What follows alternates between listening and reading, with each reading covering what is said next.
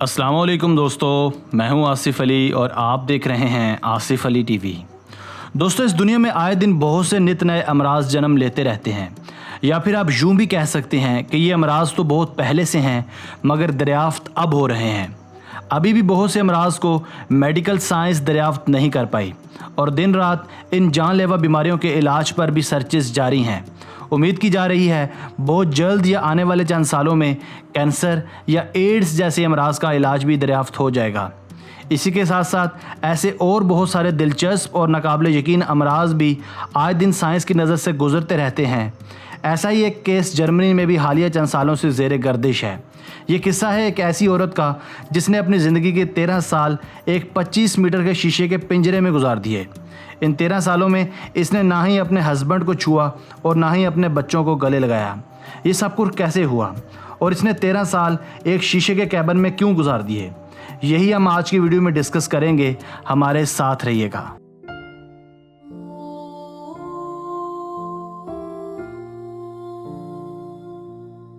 दोस्तों, स्पेन के शहर कैडीज़ की एक खातून जोवाना मनूज गुज़िश्ता 13 साल से शीशे के कैबिन में कैद है। इसकी वजह इसकी बढ़ती हसासियत है। 25 मीटर के शीशे से बाहर की दुनिया जोवाना के लिए मौत का पैगाम है। डॉक्टर्स के मुताबिक मुख्तलिफ केमिकल से एलर्जी की वजह से जोवाना का मामूल की ज़िंदगी गुजार पाना नामुमकिन है।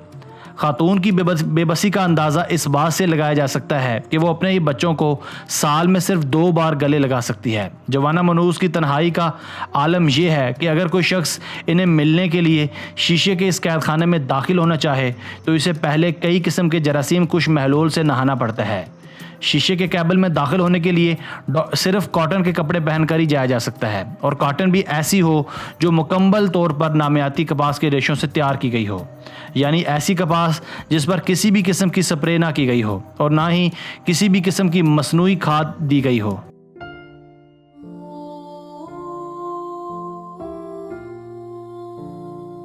दोस्तों, अब बात कर लेते हैं कि जोवाना को ये बीमारी कैसे हुई। इस वक्त जोवाना की उम्र 53 साल है, जबकि पहली बार इस मर्ज़ की तशखीस उस वक्त हुई थी जब अभी वो सिर्फ 29 साल की थी। जोवाना बताती है कि एक दिन इसका शोहर घर के बागीचे में काश्त की गई आलू की क्यारी पर स्प्रे कर रहा था कि मैंने आलू के पत्तों को छू लिया। थोड़ी देर में ही मेरे होंठ सूजना शुरू हो गए। इसके बाद जोवाना को अस्पताल ले जाया गया, जहां पहुंचते पहुंचते इसका जिस्म सूज गया। जोवाना बताती है कि उस वक्त मैं गोया कोई भूत लग रही थी। यही वाक़या इस अजीबोगरीब बीमारी का बायस बना। डॉक्टर्स के पास जाने के बाद खैर डॉक्टरों ने इसे दवाइयाँ दी जिससे जोवाना ठीक हो गई, मगर इसके बाद अक्सर वो किसी न किसी केमिकल को छूने की वजह से एलर्जी का शिकार होने लगी और बार बार डॉक्टर्स के पास जाने लगी। मुख्तलिफ डॉक्टरों की तशखीस और कई टेस्टों के बाद डॉक्टर्स ने जोवाना को बताया कि अगर वो ज़िंदा रहना चाहती है तो इन्हें आम दुनिया से कट कर शीशे के एक बॉक्स में ज़िंदगी गुजारना होगी, ऐसे महफूज माहौल में जहाँ वो किसी को छू सके और ना ही कोई इन्हें छू सके।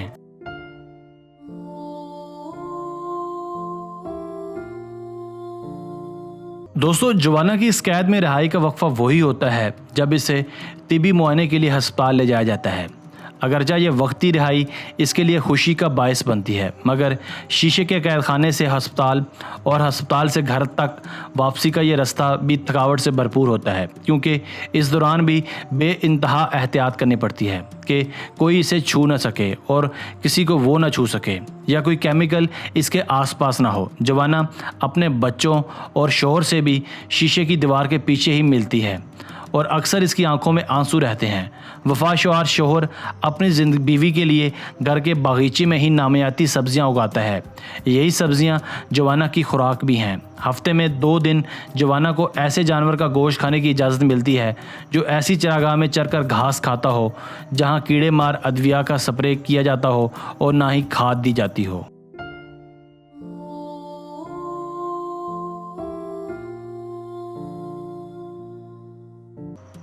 दोस्तों, मैं हूं आसिफ अली और आप देख रहे थे आसिफ अली टीवी। आज की वीडियो बस यहीं तक थी। उम्मीद है आपको पसंद आई होगी। अगर आपने अब तक हमारा channel Asif Ali TV subscribe नहीं किया तो अभी सब्सक्राइब कर लें, क्योंकि हम आपके लिए ऐसी दिलचस्प वीडियोज़ लेकर हाजिर होते रहेंगे। हमें आपके कमेंट्स का भी इंतज़ार रहेगा। हमारी नई वीडियो आने तक अपने दोस्तों, रिश्तेदारों और घर वालों को ख्याल रखिएगा। Thanks for watching this video. अल्लाह हाफिज़।